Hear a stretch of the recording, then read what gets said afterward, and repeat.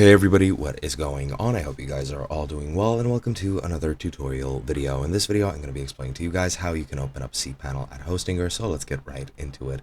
Now, as you can see, I'll be using this online tutorial because I do not have access to cPanel or Hostinger, so I'll be using this to go over everything with you guys. Now, what you need to do to log into cPanel from Hostinger is you need to go to your hPanel on Hostinger and then click on Manage next to the cPanel Hosting Silver right here at the home page.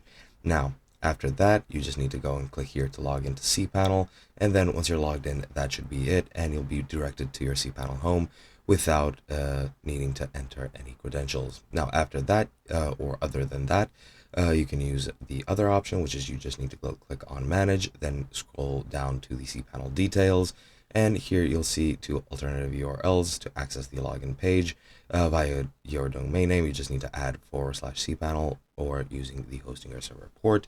You can use your cPanel username and a button to copy it to your clipboard, and the password will not be displayed, and if you forgot your password, you can click here to change it and set a new one. Then you just need to navigate to either URL and enter your username and password, and you'll be on cPanel, and that is pretty much all there is to it. It is as simple as that. However, I do recommend you just use hPanel unless you really need cPanel for something else, but that is pretty much it. Hope you guys enjoyed, and I'll be seeing you guys in another video.